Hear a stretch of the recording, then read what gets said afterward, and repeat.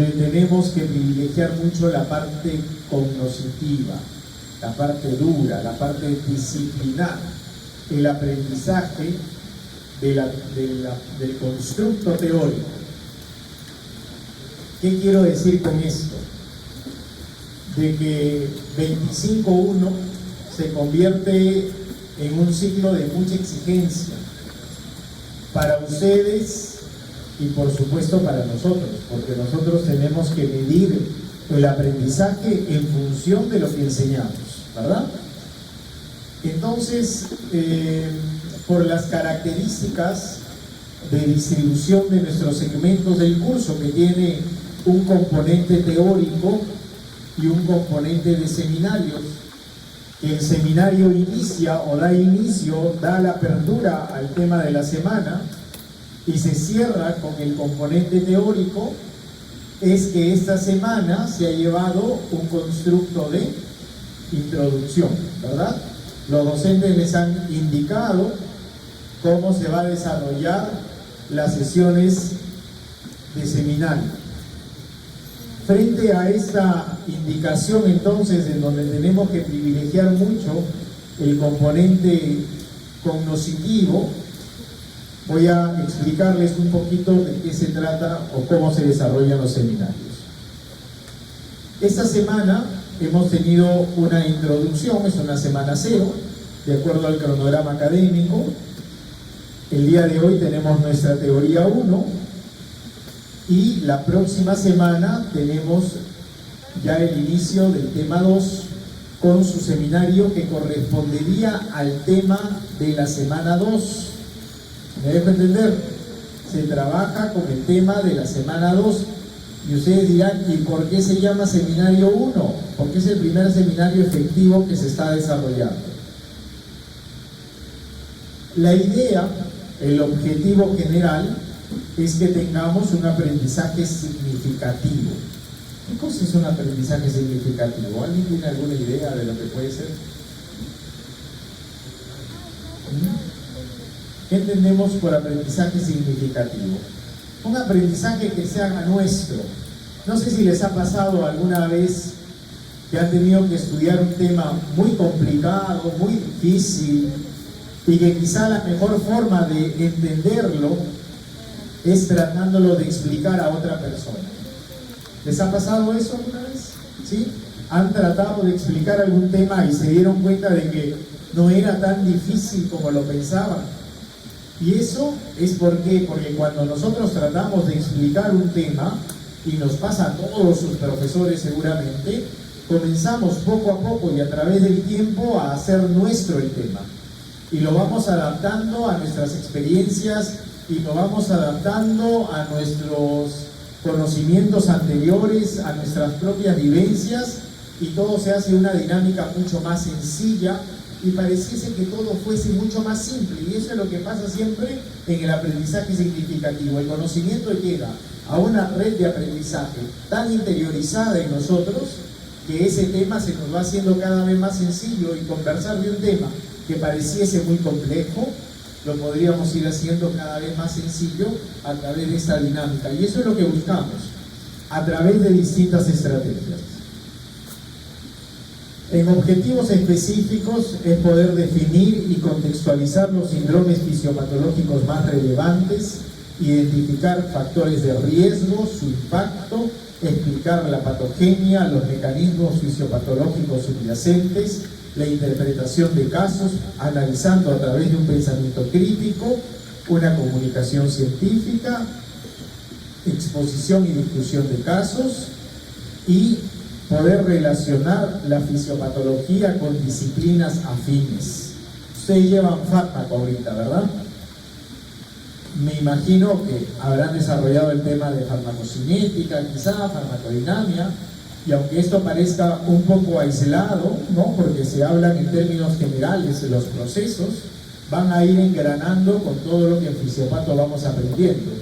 Por ejemplo, hoy hablaremos de un evento cerebrovascular y podremos ir describiendo una serie de factores que puedan influenciar en el daño a nivel de la irrigación de la corteza cerebral o de la irrigación propiamente del cerebro. y podremos ir encontrando luego articulación con todo lo que ustedes van aprendiendo en farmacología. De repente la primera parte cinética pareciese un poco árido, un poco complejo, curvas, ¿verdad? Absorción, tiempos, pero luego todo se articula, y esa es la idea, que también la fisiopatología la podamos tener como un eje central del aprendizaje, y a partir de este conocimiento poder ir reconociendo distintos procesos sindrómicos. Si nos duele la cabeza, ese dolor de cabeza, ¿a qué se debe? Ese dolor de cabeza puede ser multifactorial, puede tener muchas etiologías, y hay que ir encontrando, de acuerdo a un manejo descriptivo, a través de procesos de, digamos, cancelación o aceptación de ciertas variables, para poder llegar luego a un diagnóstico preciso. ¿Ok? Entonces, como les decía, el enfoque de desarrollo de la asignatura va a ser un enfoque sindrómico, que va a permitir la integración del conocimiento y la correlación de patologías con las fisiopatologías o con procesos o mecanismos fisiopatológicos similares. Hay algunas ventajas, bueno, eso luego se los voy a compartir, no sé si ya se los pasé, creo que sí. Y cada tema debe tener por lo menos estos puntos muy claros, ¿ya? Cuando ustedes hagan su exposición, lo mínimo que debe tener como tema es la definición de la patología, los factores de riesgo, la patogenia o la fisiopatología, los sistemas de diagnóstico. En este eje debe circunscribirse sus exposiciones, ¿ya? En ese nivel. Y por supuesto, eso va a permitir que luego se desarrollen los casos que tienen en la guía. ¿Ya han impreso su guía? ¿No la van a imprimir?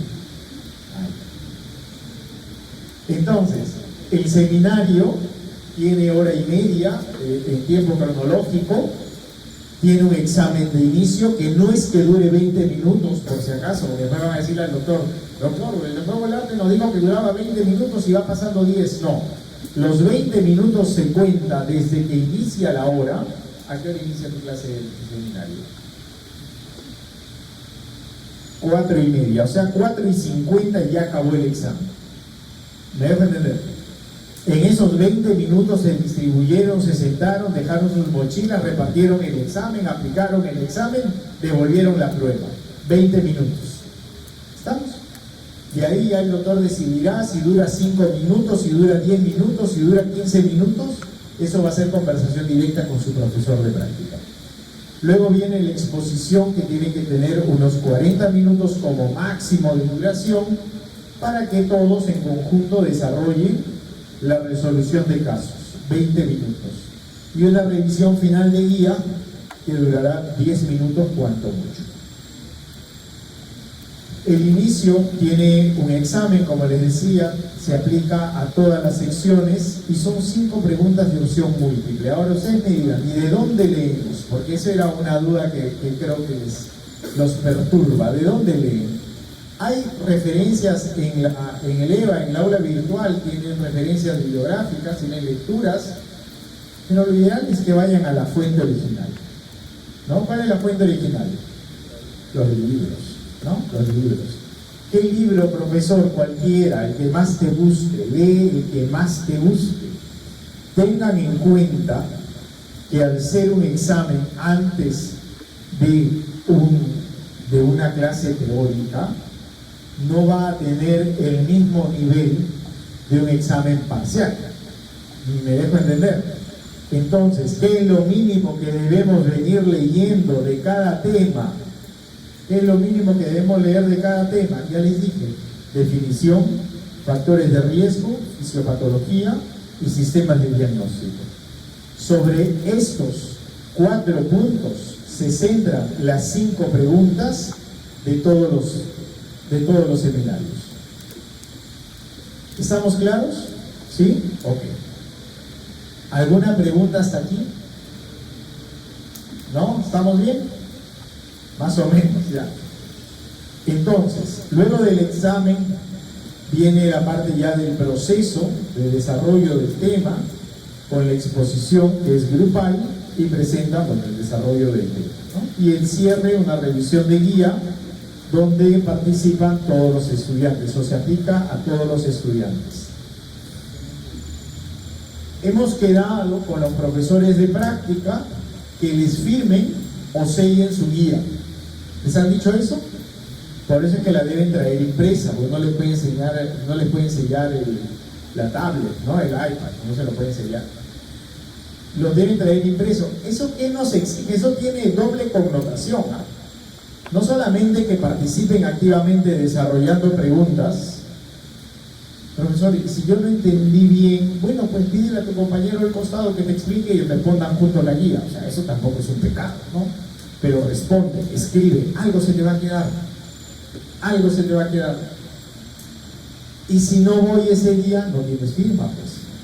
No tienes sello. ¿Lo puedo recuperar? No. ¿De dónde vas a recuperar si no has atendido al seminario? ¿Eso tiene nota? Sí.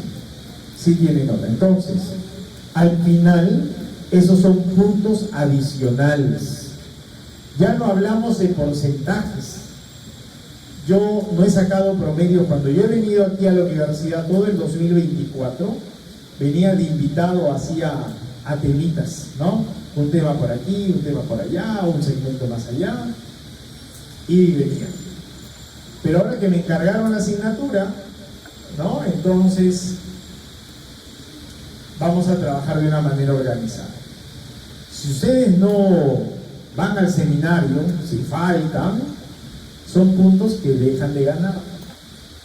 ¿Ok? Son puntos que dejan de ganar. Por eso les decía, el hecho que tengan una guía impresa, el hecho que se les exija escribir, el hecho que se les exija participar, es para que ganen puntos. Si ustedes no están, no hay puntos. ¿Cuántos puntos? Vamos a ver. Y eso está en el sílabus. Me siguen preguntando por porcentajes porque parece que no leen el sílabus. Entonces, ¿qué nos dice el sílabus dentro del promedio de seminarios?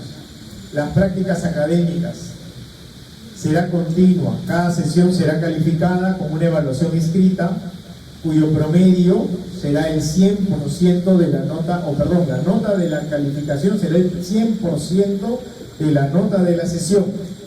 O sea, que yo en la sesión 2 me saqué 13, ya pues 13 es tu nota, ¿ok? Y ese 13 se irá promediando con la nota de la sesión 3, de la sesión 4, así hasta la semana 13. Un promedio simple, desde la semana 1 hasta la semana 13, un promedio simple, entre 13 y eso da una nota. Y entonces, ¿para qué exponemos? Y entonces, ¿para qué hacemos nuestra guía de práctica? ¿Para qué me gasté 5 soles imprimiendo todo y anillándolo? Porque son puntos de superación. Acá está. Entonces, al final, el promedio que me van a hacer llegar los profesores va a resultar de la nota de los exámenes más la nota de exposición, que si lo hacen muy bien es hasta 2 puntos más, y la nota de su revisión de guías, que será también hasta 2 puntos adicionales. ¿Me dejo entender? Eso nos deja en la oportunidad de aumentar hasta 4 puntos a mi nota de exámenes. Si yo di exámenes más o menos y de repente saqué 13, pero hice una buena exposición, cumplí con mi guía, salí con 17 de seminario. ¿Se dan cuenta? Ojo, que dice hasta 2 puntos. No dice que el profesor está obligado a subir 2 puntos. Subirá medio punto, subirá 1 punto, 1,5 punto, 75. Ya la doctora Ávila, ¿no? La doctora Ávila o el doctor Ruiz, sí, pero hay una profesora también los miércoles, si no me equivoco, ¿no? Ya ellos tienen total libertad de poder ejecutar la sesión de aprendizaje. ¿Alguna pregunta hasta aquí? ¿Quedó más claro, chicos? ¿Sí? ¿Quedó más claro cómo se desarrolla? Y esto nos invita a trabajar una dinámica de aprendizaje que se llama aula invertida, o es por lo menos una adaptación del aula invertida. ¿Cómo es el aula invertida? ¿Conocen? ¿Hacen aula invertida? Que el estudiante hace la clase, ¿no? Claro, eso no va a pasar aquí porque esto es una plenaria, esto es un conversatorio ya del tema. Pero mientras se trabaja el tema de la semana, ustedes tienen que irlo desarrollando. Y lo van desarrollando desde la ejecución del examen, desde la exposición del tema, y ahí van desarrollando justamente el aula invertida.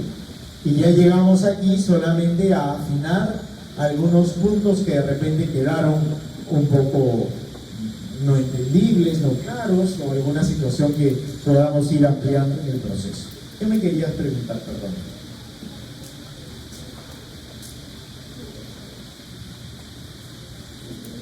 Ya, perfecto. A ver, las preguntas yo las he hecho, ya.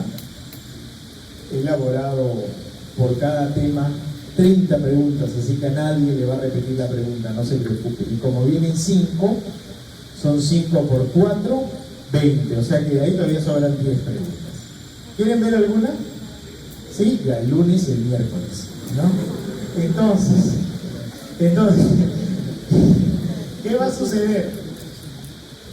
Miren, ustedes me dicen, ¿de dónde las preguntas van a salir de la lectura o del libro? Ya, esa pregunta está preciosa. ¿Por qué? Porque sea la lectura o sea el libro, la definición de la patología no cambia. Los factores de riesgo siguen siendo los mismos. La fisiopatología es la misma. Los criterios diagnósticos son los mismos. ¿Ya?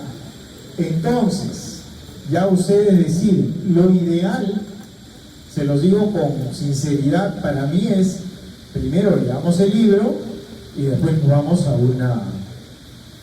una lectura complementaria. Eso no está mal.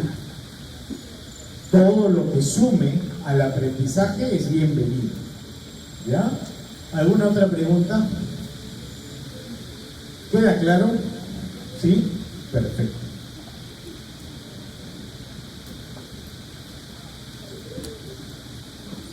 Ok, esto lo tienen, ¿no? Esto creo que no lo tienen, y si lo tienen en buena hora, si no, ahora se los comparto también. Vamos a hablar, sí. Las PPTs se las voy a ir pasando el día de la clase, no antes. ¿Por qué? Muy buena pregunta. ¿Por qué? Porque yo te estoy invitando a que hagas una lectura, ¿verdad? Profunda, clara, precisa. Y si yo te doy la PPT antes, ¿qué va a pasar? ¿Qué va a pasar con la mayoría? Van a leer solamente la PPT. Y no es la idea. La idea es que ustedes aprendan o sepan mucho más de lo que puede decir una PPT. Una PPT me permite a mí guiar nomás el proceso de la sesión de clases. Ahí hay mucho más por conocer. ¿Ok? ¿Qué me quieren decir? Miren, en fisiopato se trabaja con POR. POR, fisiopatología de POR. ¿Ok? Hay temas un poco diluidos en POR, pero no deja de ser un libro referente. ¿Ok? Pueden complementar con cualquier libro de medicina interna. Harrison, por ejemplo, un libro precioso. El Harrison de medicina interna. ¿Ok? O podemos regresar un poquito al inicio, ¿no? ¿Quién nos describe todos los procesos fisiológicos? Guyton. No es la Biblia del fisiólogo, Guyton. Entonces, inician con Guyton y dan toda la ruta, ¿no? Los cambios. Pero antes de comenzar en sí a hablar de fisiopatología, del accidente cerebrovascular, del evento cerebrovascular, ¿qué entendemos por fisiopato? ¿Cuál es su nombre? Joseph. A ver, para ti, ¿qué cosa es la fisiopatología? El proceso de una enfermedad. La acción que genera una enfermedad. La acción que genera una enfermedad. Y cómo acá la fisiología. Muy bien, la alteración fisiológica. ¿Alguien que tenga un concepto diferente de fisiopata? ¿Por aquí? Nada, lo mismo. ¿Por acá? ¿Fisiopatología? Puede ser la correlación fisiológica con alguna patología. Gracias. Los cambios, ¿verdad? Una correlación fisiológica con un proceso o con el proceso de enfermedad, cambios estructurales, cambios moleculares que se van desarrollando y esto genera interacción tisular. Cuando nosotros aprendemos la organización de la materia viva, decimos que inicia desde la concepción celular, tisular, orgánica, sistémica, etcétera, ¿verdad? Y justamente lo que vemos es ahora eso, que lo que funciona de una manera regular por algún cambio, que puede ser molecular, puede ser metabólico, puede ser estructural, algún cambio celular va a tener una connotación tisular, orgánica y sistémica. Y es ahí donde se entiende la fisiopatología de un proceso. Si por ejemplo nosotros hablamos de la, antes de entrar netamente a CBA, si nosotros vamos a hablar por ejemplo de la fisiopatología de la hipertensión arterial, lo primero que debemos conocer es qué cosa es la presión arterial. Yo tengo que conocer cuáles son los componentes de la presión arterial, entender qué es el gasto cardíaco, ¿verdad? Por la resistencia vascular periférica.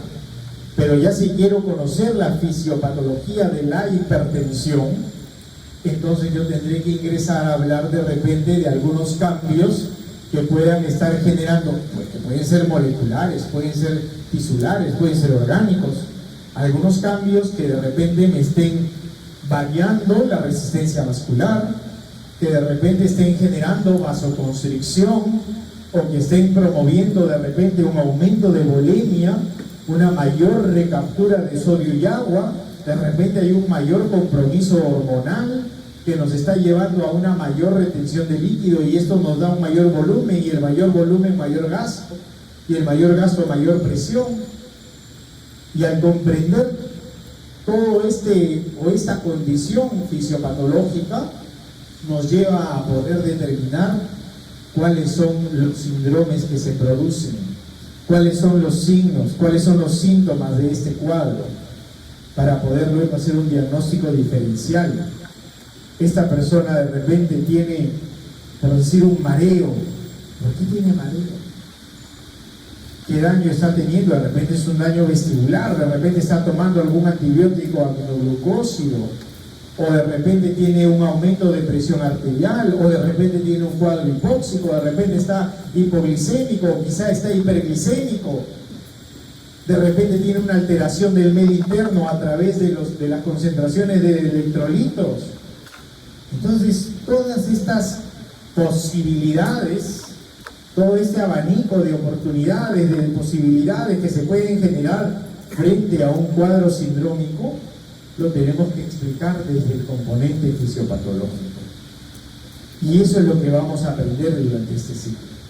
¿Cuáles son los cambios que se dan en la dinámica fisiológica, que puede ser metabólico, que puede ser molecular, que puede ser celular, que puede ser tisular, que puede ser orgánico y que determine con una determinada manifestación?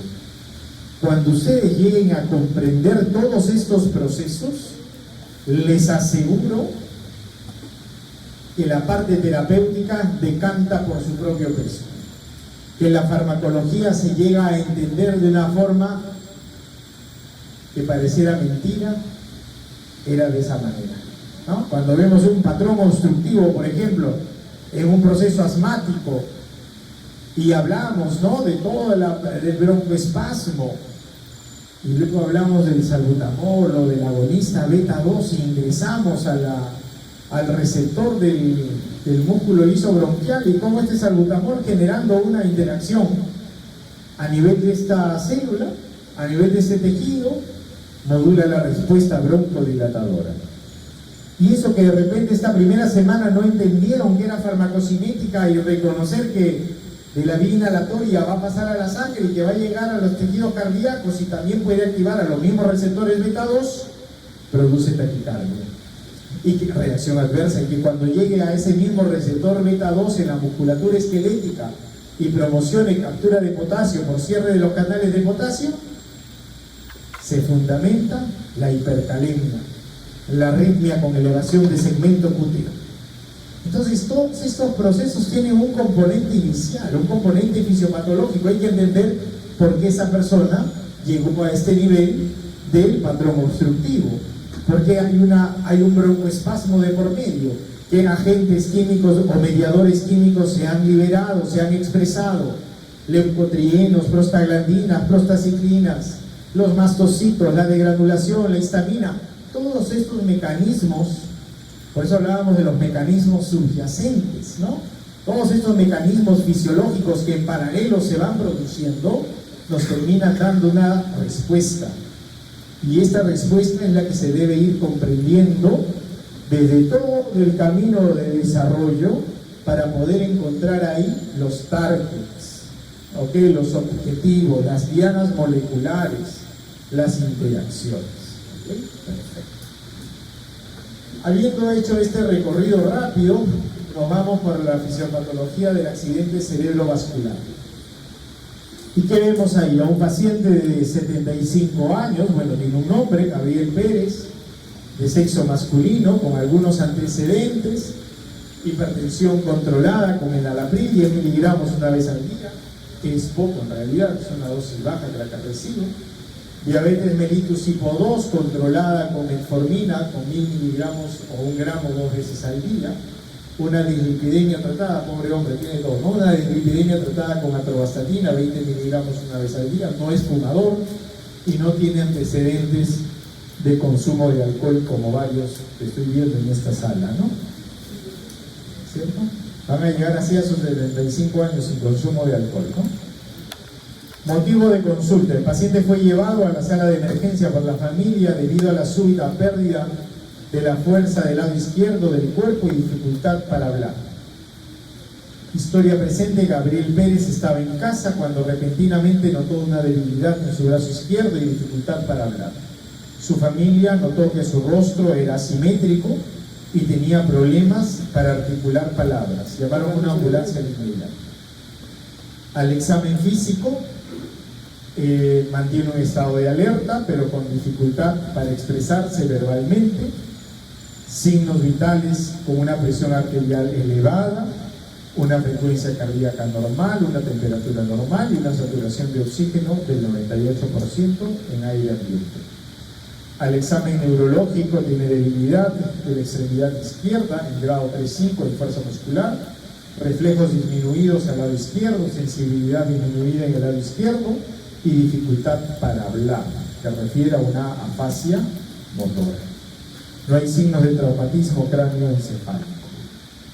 Exámenes complementarios a una tomografía computarizada del cerebro muestra un área hipodensa en la región del territorio de la arteria cerebral media derecha, consistente con un infarto agudo.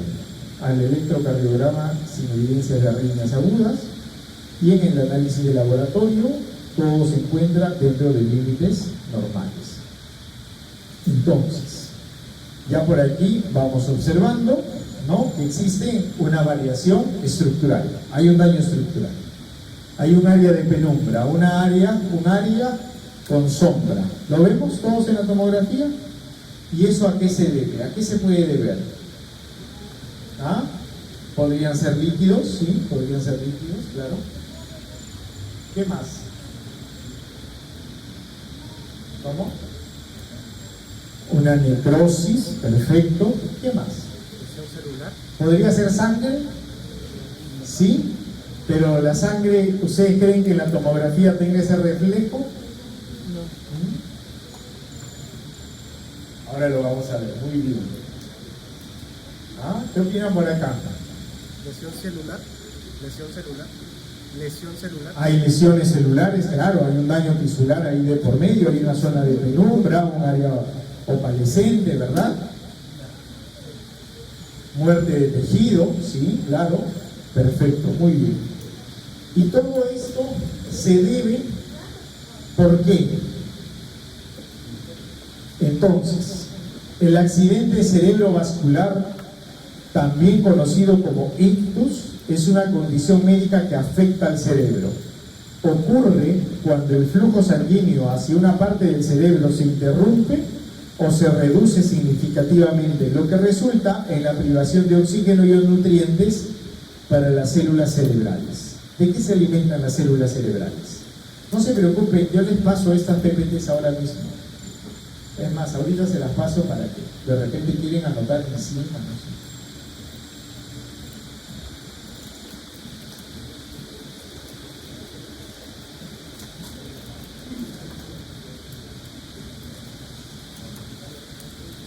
Marcela, te lo envío, ¿ok? Aunque me decían que lo tenían. Marcela, no me envíe, profesor, ya lo tenía.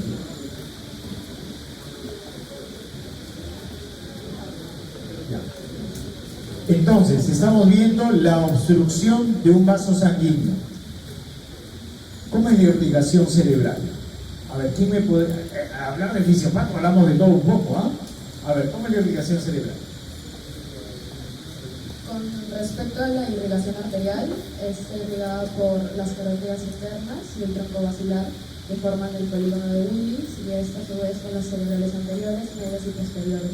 Y esas tienen sus ramas que no se anastomosan, y por eso cuando hay una obstrucción en el vaso suele haber isquemia y muerte de tejido.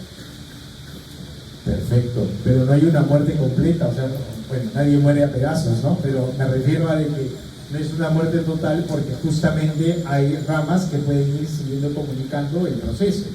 Y efectivamente, ¿no? Tenemos una irrigación anterior y una irrigación de un sistema posterior, ¿cierto? Perfecto. Y entonces, vamos entendiendo que esto se va a dar por un proceso de obstrucción. Una obstrucción que nos va a llevar finalmente a un deterioro del tejido. ¿Por qué razón? Porque la sangre lleva los nutrientes. La sangre transporta el oxígeno, la sangre transporta glucosa, y es así como nuestros sistemas celulares pueden ejecutar todos sus procesos bioquímicos. ¿Para qué la sangre transporta glucosa y transporta oxígeno? Y entonces salimos de fisiopato y entramos a bioquímica. ¿Ah? ¿Para qué transporta oxígeno y glucosa? Y yo escuché al profesor de patología y que hablaba de eso, ¿verdad? Y cae el proceso metabólico, decía. Perfecto, ¿por qué? Porque si no hay oxígeno, no hay glicólisis, aeróbica, no hay procesos mitocondriales, y entonces no hay energía, no hay procesos, se dañan las sinapsis, no hay liberación de mediadores quimioexcitatorios, neurotransmisores excitatorios. ¿Por qué? Porque para eso la célula necesita energía química, ¿verdad? En este caso las células neuronales. Entonces, el accidente cerebrovascular, llamado también ictus o evento cerebrovascular, es la primera causa de discapacidad y muerte de origen neurológico. Desde la observación anatomoclínica, el accidente cerebrovascular se clasifican en dos grupos. Puede ser el isquémico, que representa entre el 70 y el 80% de los eventos cerebrovasculares, y el hemorrágico, que lleva a tener un porcentaje aproximadamente del 20%, es mucho menor. En algunos casos nos hablan hasta del 85% para el evento cerebrovascular isquémico y un 15% para el hemorrágico. ¿Cuándo se da un evento isquémico? Recuerden que la irrigación cerebral es terminal, y entonces si se ocluye, si se cierra, si se interrumpe, vamos a tener un área isquémica distal, un área que se va a dañar, y a eso se refiere con el isquémico. O sea, hay generación de un infarto, un evento trombótico o embólico debido a la arteriosclerosis de las arterias extracraneales, generalmente las carótidas e intracraneales, o a una cardiopatía subyacente, de repente a una fibrilación auricular. ¿Qué cosa es la fibrilación auricular? ¿Qué cosa es la fibrilación auricular? ¿Saben? Es una arritmia, ¿verdad? Es un tipo de arritmia. Y entonces las arritmias van a generar hipercoagulabilidad. Ahora, también hay trastornos genéticos que pueden generar hipercoagulabilidad, y estas condiciones hacen que se vayan a desarrollar una mayor cantidad de trombos. ¿Sí? Si en una arteria coronaria se presenta un trombo, si se produce un trombo, ese émbolo va a generar un bloqueo arterial y generar un cuadro isquémico vascular, un cuadro isquémico cerebral. Pero ¿qué sucede si más bien se genera un debilitamiento del vaso cerebral y esto pueda generar la ruptura del vaso sanguíneo? ¿Qué tipo de ictus nos va a generar? Hemorrágico, ¿verdad? Hemorrágico. ¿Y cuál es la principal causa de un ictus hemorrágico? Aneurismas. Muy bien, los aneurismas van a ser las principales condiciones o tipos que generen un ictus hemorrágico, un ACV hemorrágico. Entonces, tenemos una trombosis o embolia, ¿no?, que va a depender del tipo de coágulo. Por ejemplo, ese es un coágulo en la arteria carótida que se extiende directamente a la arteria cerebral media, pero puede ser también la arteria cerebral anterior, por ejemplo, ¿no? Podría ser a una arteria oftálmica, también se podría ocluir, por supuesto. Ahí tenemos, por ejemplo, en el caso de la embolia, el fragmento de un coágulo originado en el corazón o en una arteria más proximal, ¿no?, lo que comentábamos hace un momento de las coronarias, por ejemplo. Y el cuadro de hipoxia se puede deber a una hipotensión o hipoperfusión cerebral por infartos en áreas distales, no oclusión vascular. De repente hay unas microfracturas a nivel de vasos pequeños, y esto puede generar también esta incapacidad de alcanzar oxígeno y nutrientes a la parte de la corteza.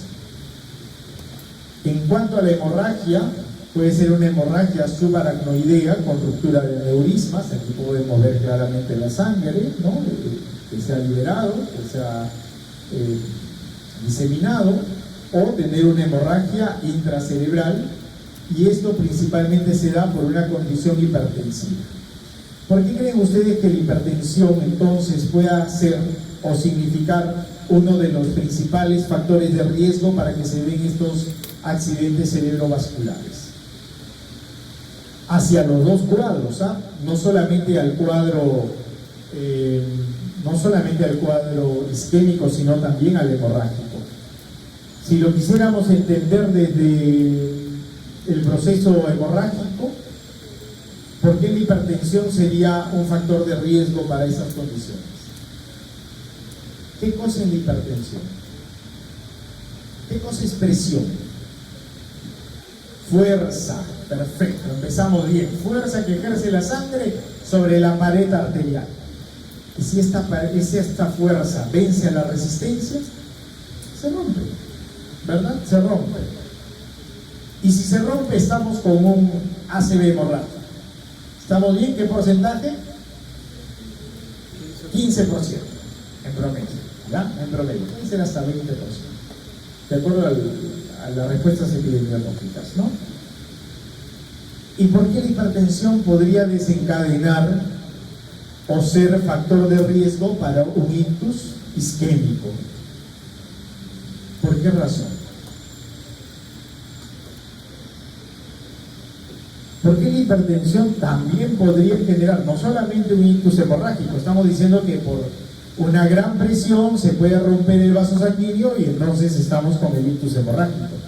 Pero al ictus isquémico, ¿por qué la presión arterial sería un factor de riesgo también en el ictus isquémico? ¿O no encuentran relación? Con honestidad, no lo encuentran, igual yo lo explico. ¿Ah? Aterosclerosis, ya. ¿Qué más? ¿Qué nos dice ChatGPT? ¿Ah? Ya, turbulencia. Ajá. Eso, muy bien, ¿no? A mayor presión se pueden despegar las placas aterómicas, ¿o no? Y a mayor presión hay mayor daño endotelial. Y a mayor daño endotelial o al daño endotelial, reparación endotelial. Y la reparación endotelial, ¿con qué se procesa? La dinámica inflamatoria de la pared vascular, ¿con qué se repara? Finalmente con formación de fibrina, ¿o no? A través del tapón plaquetario. Cuando se daña la pared vascular y se exponen los componentes subendoteliales, tenemos factor de von Willebrand y colágeno. ¿Y a eso qué se adhiere? Las plaquetas, ¿no? Las plaquetas.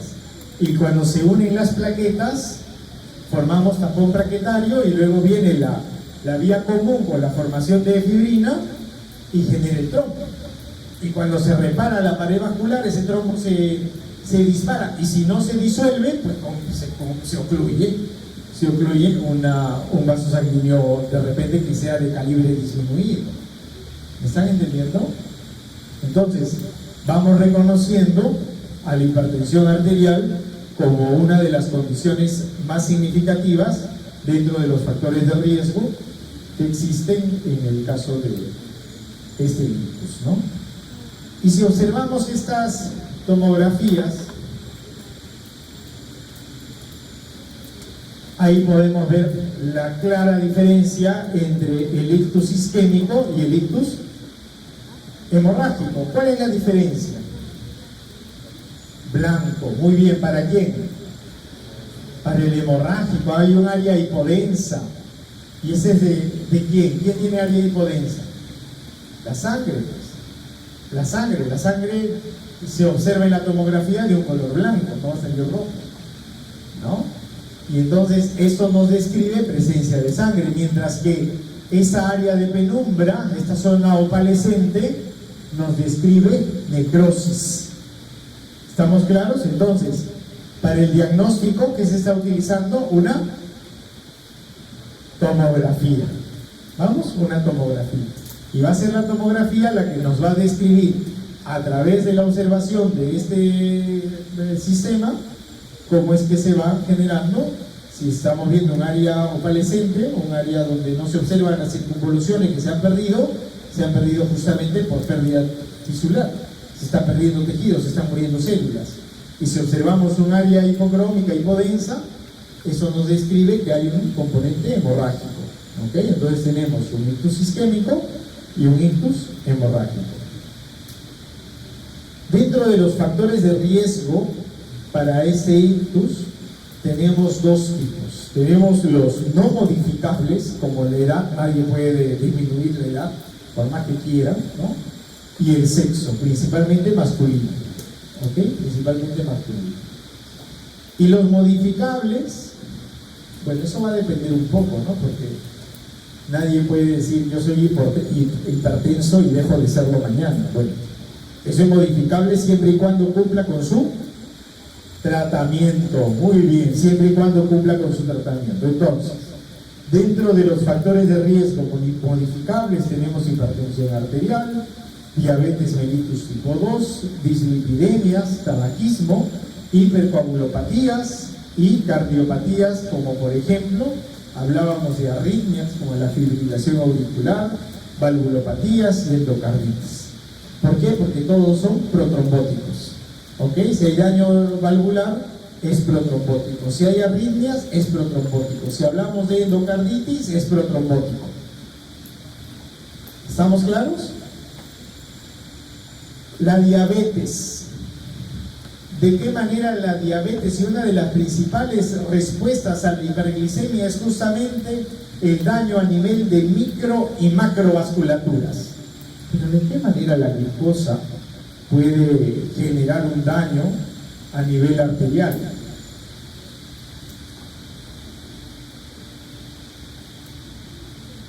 Lo dejamos como duda.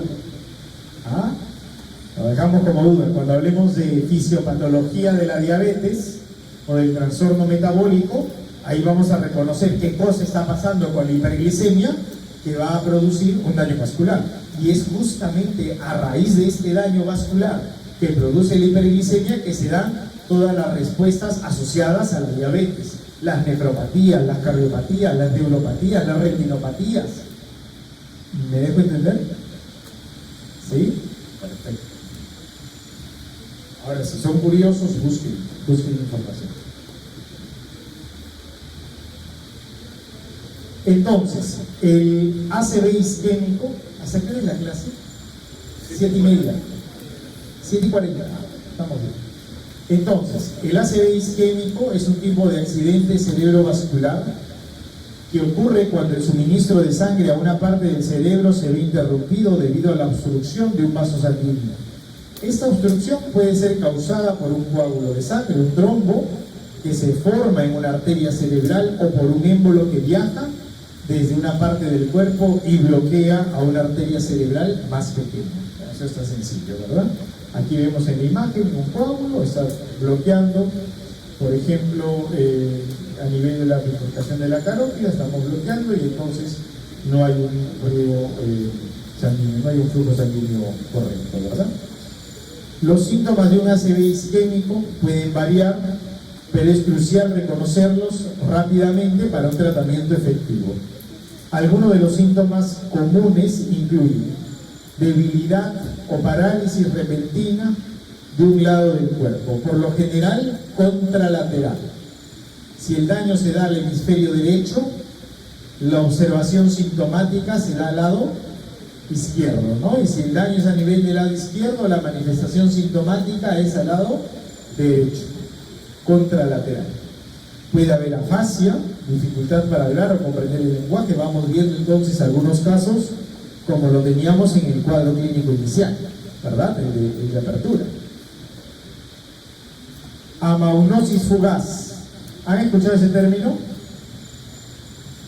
Se los dejo de tarea. Ajá, muy bien. Hay un problema en retina y se genera una disminución del campo visual a nivel del centro, ¿ok? O fugas, amaunosis fugaz. Mareos o pérdida de equilibrio repentino, dolor de cabeza intenso sin causa conocida. Hablando de esto, les cuento, ¿no? Les cuento un caso real, cercano. Yo tengo una amiga de colegio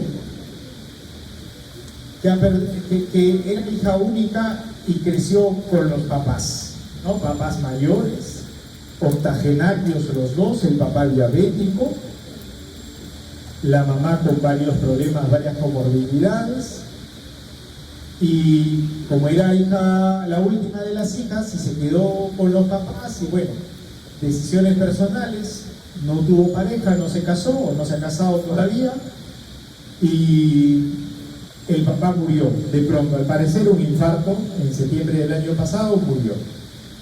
La mamá con 80 y pico de años me llama un día y me dice: oye, a mi mamá le está doliendo mucho la cabeza y a mí también.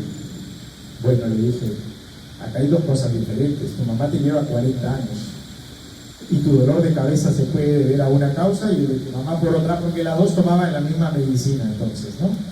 Estamos tomando, no me acuerdo si me dijo paracetamol, ibuprofeno, no sé qué me dijo por el dolor de cabeza. Y yo le dije, entonces me dijo: ¿por qué le puede doler la cabeza a mi mamá? Y digo: por un abanico de oportunidades. Si tú me dices, a mí me duele la cabeza, yo te puedo decir, bueno, pues con 40 años te puedes haber resfriado de repente, o de repente, qué sé yo, tienes mucho estrés, o de repente una cefalea por ahí que es idiosincrática, te está doliendo la cabeza porque, bueno, pues no tiene un origen conocido, pero que a una persona de 80 años le duela la cabeza, ¿ustedes creen que puede ser tan sencillo como decir: ah, se agripó, ah, es idiosincrático? No, ¿verdad? No. Entonces, llamar al geriatra es lo ideal. ¿Cuántas cosas pueden estar detrás de un dolor de cabeza? Muchas. Vamos viendo una de ellas, por ejemplo, ¿no?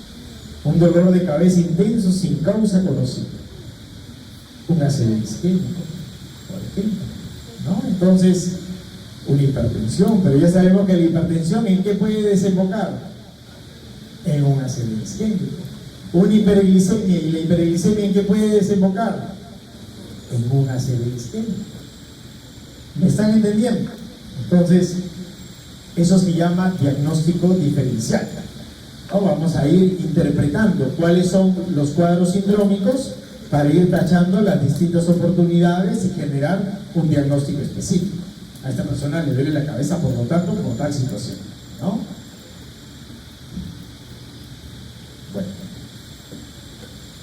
El ACV isquémico por trombosis cerebral ocurre cuando se forma un coágulo de sangre, un trombo, en una arteria cerebral o en una arteria que lleva sangre al cerebro. La formación de un trombo puede ser el resultado de la acumulación de una placa de arteriosclerosis en la pared de arterias o debido a trastornos de coagulación sanguínea, un proceso de hipercoagulabilidad que hablábamos, ¿no? El ACV isquémico por embolia cerebral, en este caso, un coágulo sanguíneo, un émbolo, se forma en una parte del cuerpo como el corazón o las arterias carótidas y se desplaza a través del torrente sanguíneo hasta el cerebro, donde bloquea a una arteria más pequeña. Las causas más comunes de émbolos cerebrales incluyen la fibrilación auricular y la formación de coágulos en arterias carótidas. En el caso del ACV isquémico, por oclusión de vasos pequeños, a eso se le llama lacunado. Este tipo de ACV isquémico ocurre cuando pequeñas arterias o capilares que suministran sangre a una región específica del cerebro se bloquean. A menudo, este ACV está asociado con la hipertensión arterial y la diabetes, que puede dañar vasos sanguíneos más pequeños. Y este tema de el ACV lacunar o el ACV isquémico por oclusión de pequeños vasos, ¿en qué desencadena? En demencia. ¿Ya? Esto genera la demencia senil. Que no estamos hablando del Alzheimer, ¿no? Es un tipo de demencia que se le llama demencia por oclusión de vasos pequeños o demencia por ACV lacunar. ¿Me están entendiendo? ¿Ok? Ya. Y esto es bastante común, ¿no? Esto es bastante común en el adulto mayor. Se va dando una demencia que puede ser por generación de placas beta-amiloides, pero ahí estaríamos entrando a un cuadro de Alzheimer, ¿verdad? O podríamos estar hablando de una demencia que no es Alzheimer, sino es una demencia, ¿por qué? Por sufrimiento de la corteza. ¿Y por qué la corteza está sufriendo una disminución de oxigenación y de glucosa? Porque se están obstruyendo, ¿ok? Se están obstruyendo en microvasos. Ok, en el cuadro de la resonancia magnética podemos ver, ¿no? La zona de hipo, se observa una zona hipodensa, ¿no? Lo vemos con menor, se van perdiendo las circunvoluciones, ¿no? Se van perdiendo estas estructuras que normalmente va teniendo el cerebro. El síndrome de hipoperfusión cerebral global se refiere ya a casos donde el flujo sanguíneo cerebral puede disminuir globalmente, lo que resulta en un suministro insuficiente de oxígeno y nutrientes en todas las áreas cerebrales. Esto puede ocurrir en situaciones de shock, hipotensión severa, insuficiencia cardíaca grave. Claro, supongamos que un paciente tiene una hemorragia, de repente sufrió un accidente, lo balearon, qué sé yo. Entonces, no hay una cantidad de sangre suficiente, llegamos a un shock hipovolémico y eso va a generar, claro, una hipoperfusión, y esta hipoperfusión va a generar también un evento cerebrovascular. Pero este cuadro de evento cerebrovascular no tiene nada que ver con bloqueo de arterias. ¿Me están entendiendo? Esto no tiene nada que ver con bloqueo arterial. Aquí no hay émbolos, aquí no hay trombos. ¿Qué cosa se está dando aquí? Una hipoperfusión. ¿Me están entendiendo? Creo que en esta parte se perdieron. ¿No? ¿Estamos todos juntos? A ver, ustedes, socios, ¿han entendido? Ah, ya ven, los socios. Vamos a hablar con los socios, a ver, los académicos de la noche. Sus nombres.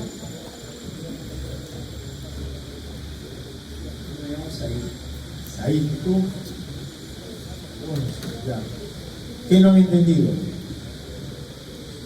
¿Y qué cosas has tomado nota? A ver. A su madre. Felizmente el examen es para marcar, ¿ah? Porque eso no iba a entender nada. Ya.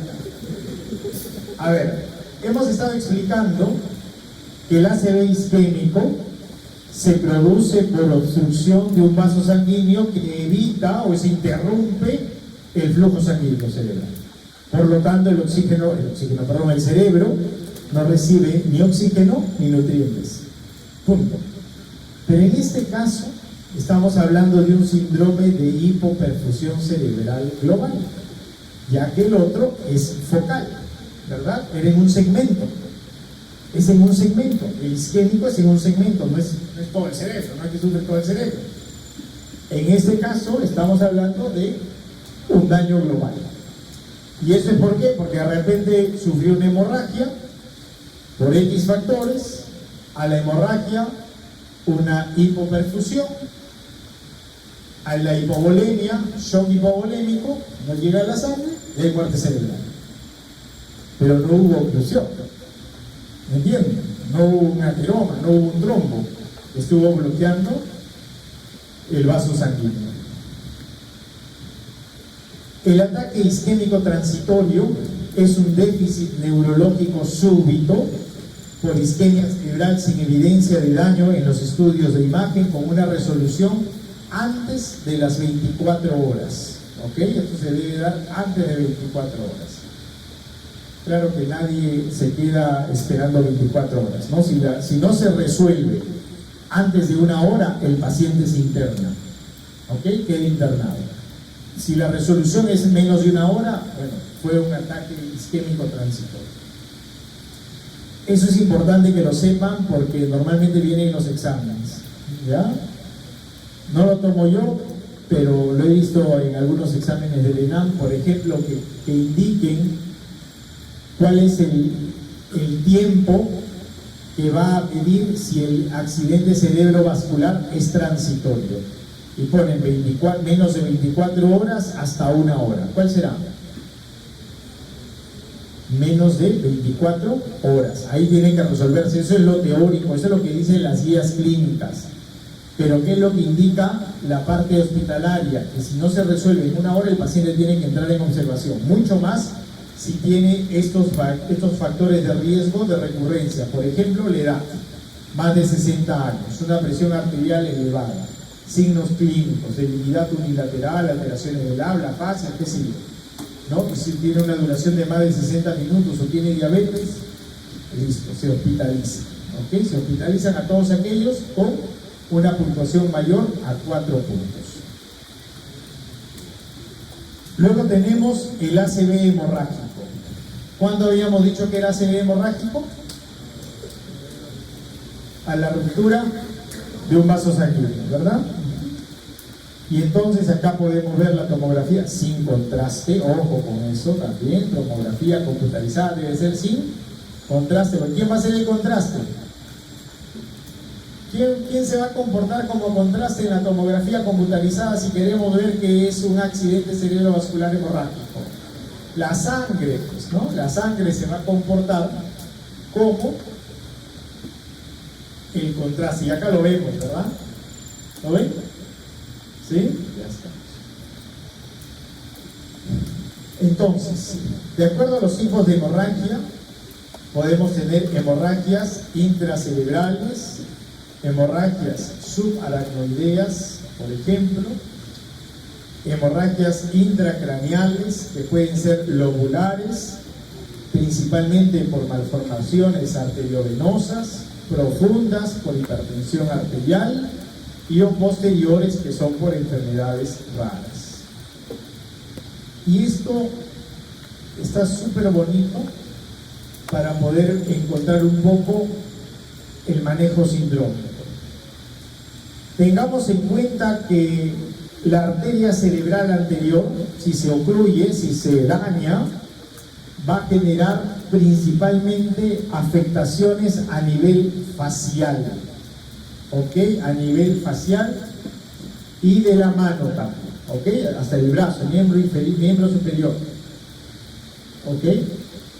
Entonces, la cerebral anterior, disculpen, infarto de la cara medial del lóbulo frontal, eso genera parálisis en pie o pierna a nivel contralateral. Y si es más bien cerebral media, esto genera hemiplegia contralateral de cara y brazos. ¿Estamos? Entonces, cerebral anterior, ¿qué afecta? Al cerebral anterior, ¿qué afecta? Pie o pierna, miembros inferiores, ¿ok?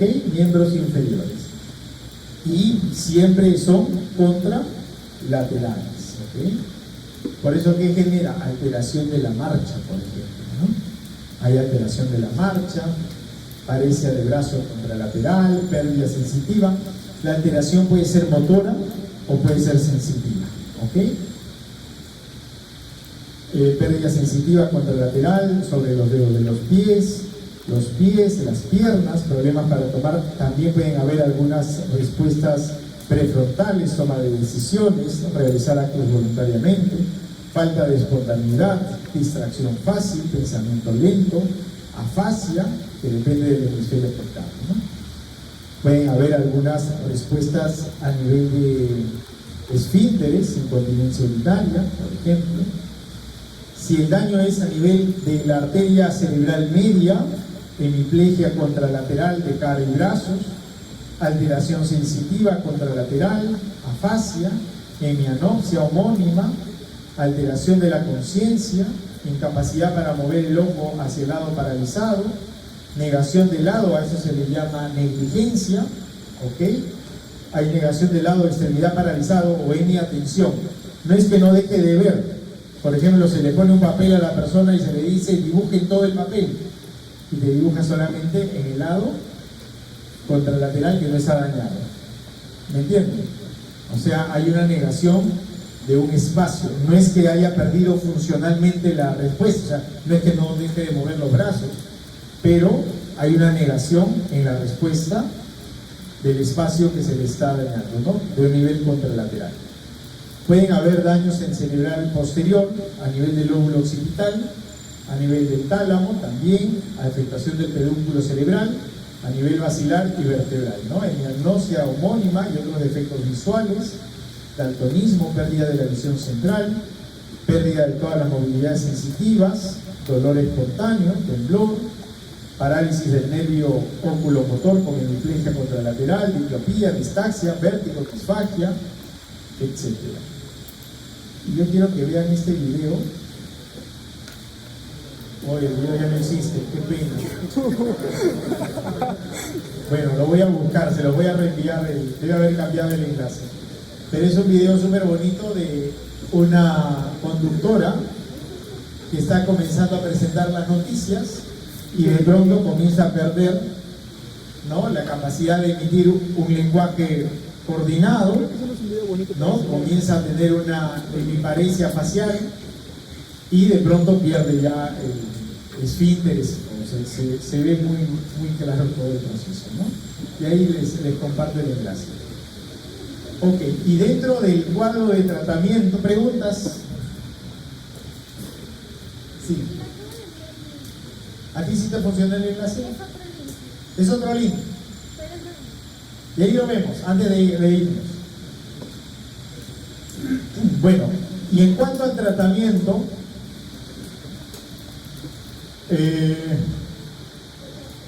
yo sé que ustedes no involucran tratamiento, pero como ven farmacología se los voy a explicar, ¿les parece?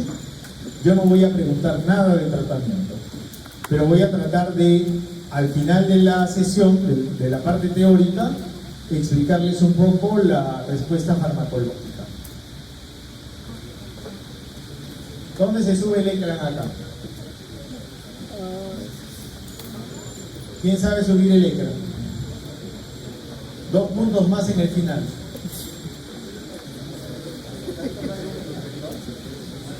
Acá está.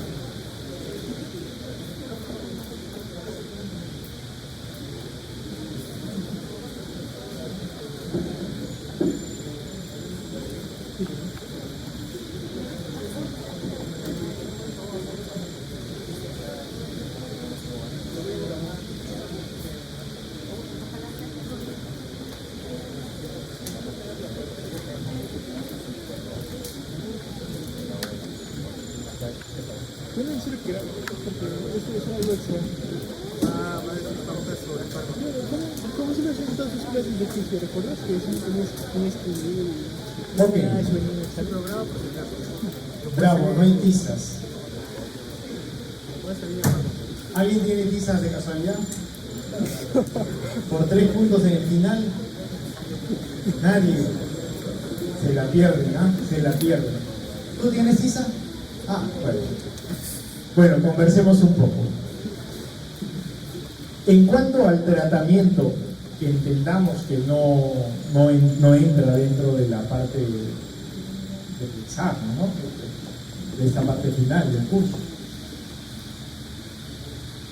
¿Para qué tipo de evento cerebrovascular creen ustedes que se involucran los anticoagulantes? ¿Para el hemorrágico o para el isquémico? ¿Seguros?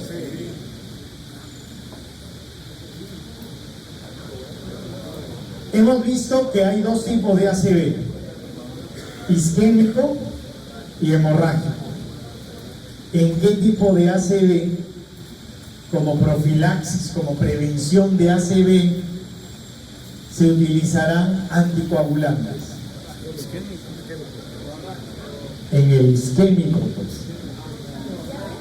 En el isquémico, no puede ser en el hemorrágico. En el hemorrágico peor. ¿No? ¿Me entienden? Antiagregantes plaquetarios.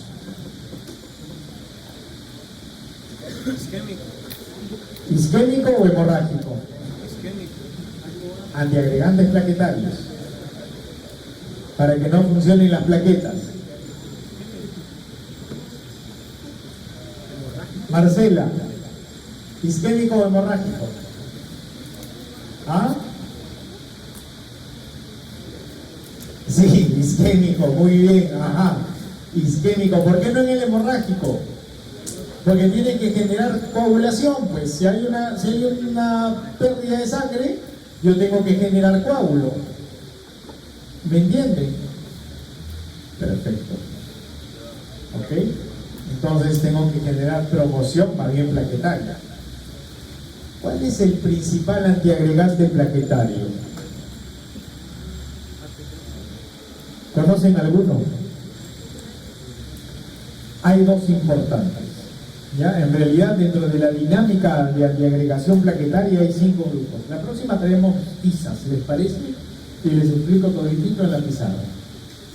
Pero dentro de la antiagregación plaquetaria se puede trabajar con 5 mecanismos diferentes, pero dentro de los más importantes tenemos a los inhibidores de la ciclooxigenasa 1 plaquetaria, como el ácido acetil salicílico, la aspirina. Ok, la aspirina. La aspirina es un importante antiagregante plaquetario. Inhibe irreversiblemente la ciclooxigenasa plaquetaria. Disminuye la formación de tromboxanos. Y los tromboxanos son mediadores químicos o son quimiotácticos de las plaquetas. Llaman plaquetas, generan activación plaquetaria. Y otra forma de disminuir el trabajo plaquetario es bloqueando la vía del ADP. Cuando las plaquetas se activan a través de la unión al factor de von Willebrand y del colágeno, las plaquetas comienzan a promocionar sustancias quimioactivas, quimiotácticas, tromboxanos, serotonina y ADP. Y todas estas sustancias, estas 3 sustancias principales, llaman a más plaquetas a través de la activación de los receptores de la otra plaqueta. ¿Me prestas tu borrador? Yo soy una plaqueta, tú eres una plaqueta. ¿Estamos? Lo voy a lanzar, trata de cogerlo. Supongamos que yo necesito llamar a más plaquetas. ¿Qué hago? Llamo a la plaqueta. Plaqueta ven, lancé tromboxano. Plaqueta ven, lancé ADP. Plaqueta ven, lancé serotonina. Pero este borrador llegó a las manos de ella, ¿verdad? Este fue el ligando, este fue el receptor. ¿Me están entendiendo? Pero ¿qué pasa si a las manos de ella ponemos este cuaderno? Yo lanzo el ADP. ¿Se va a poder unir? Ya no. Y eso es un bloqueo de receptores. Esa es una respuesta farmacológica. Eso es una acción específica de los fármacos. Y ahí tenemos, por ejemplo, el clopidogrel o el ticagrelor, que van a ser los inhibidores de la vía del ADP por bloqueo de los receptores P2Y12. Pero ese es otro tema, ¿no? Ya no vamos a ingresar más. En cuanto a los anticoagulantes, todo lo que tienen que aprender en fármaco, ¿eh? Y todo tiene razonamiento fisiopatológico, por supuesto. Y si hablamos de los anticoagulantes, bloqueamos en la vía común los factores de coagulación. Por ejemplo, podemos bloquear al factor 2, al factor 10, fisiología, ¿verdad? La vía común con la activación del factor 10 a 10A, ¿cierto? De protrombina a trombina y de fibrinógeno a fibrina, ¿verdad? Y ahí trabajan los anticoagulantes. Pueden activar a la antitrombina 3 que inhiben al factor 10, pueden activar a la antitrombina 3 que bloquea al factor 12 y al factor 10. Si no hay factor 2, no hay factor 10, no hay fibrina. Si no hay fibrina, disminuimos la oportunidad de formar los trombos, los coágulos. Pero esa es una acción preventiva, ¿no? Profiláctica. Vamos a evitar que se produzca el ACV. Pero ¿qué sucede cuando el ACV ya está instalado? ¿Qué pasa cuando la isquemia ya se está produciendo? ¿Quién produjo la respuesta isquémica? ¿Quién fue el responsable de la obstrucción del vaso? Porque lo que estamos diciendo es que el ACV, isquémico por supuesto, se está generando, se está desarrollando porque hay un área del cerebro que está dejando de perfundirse, ¿o no? ¿Y por qué se está dejando de irrigar? Por una obstrucción. ¿Me están entendiendo? Por una obstrucción. Estamos hablando del isquémico. ¿Quién ha obstruido? ¿Un trombo o un émbolo? Perfecto. Si ya está instalado el trombo, si ya está instalado el émbolo, si ya se ha ocluido un vaso sanguíneo y se está generando esta área de penumbra, esta área de daño, esta área infartada, ¿cómo revertimos si el que está dañando es el trombo? ¿Cómo revertiríamos?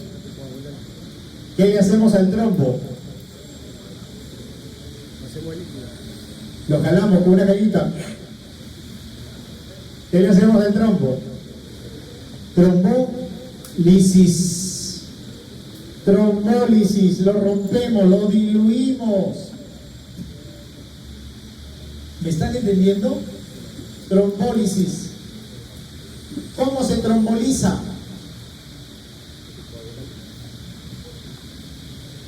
¿Quién es el agente de trombólisis fisiológica?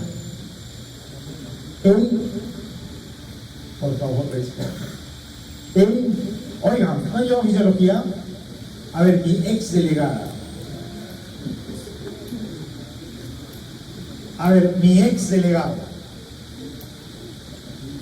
Muy bien, la plasmina. A través de la vía del plasminógeno tisular, ¿verdad? Muy bien, la plasmina, ¿no? La plasmina. Para terminar y para que se lo lleven de curiosidad, ¿quién activa la vía del plasminógeno para la promoción de plasmina? ¿Cómo se llama ese fármaco? Empieza con A. Con A de alteplasa. ¿Ok? Alteplasa. ¿Estamos? Entonces, en el tratamiento del ACV isquémico, desde un punto de vista profiláctico, ojo, profiláctico, preventivo, ¿qué debemos trabajar? Hipertensión. ¿Qué más? Diabetes. ¿Qué más? Dejar de fumar. Dejar de fumar, ya, perfecto. Bajarse la edad, no se puede. Dislipidemias, muy bien, dislipidemias. ¿Qué más? Trabajo plaquetario, dinámica plaquetaria, que disminuya. Si el paciente tiene arritmias, hay que tratar las arritmias. ¿Me están entendiendo? Entonces, trabajo cardíaco, trabajo metabólico, la dinámica vascular netamente. ¿Y en el hemorrágico qué se hace?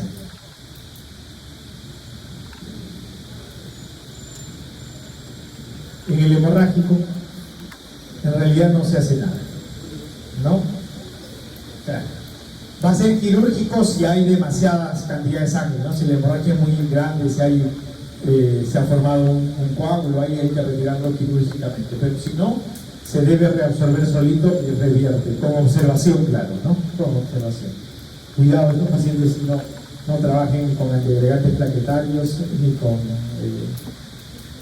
con trombolíticos, ¿no? Porque los mandan para la boca. Muy bien. Bueno, chicos, esta ha sido una clase cortita, ¿no? De la respuesta fisiopatológica del ACV, del accidente cerebrovascular.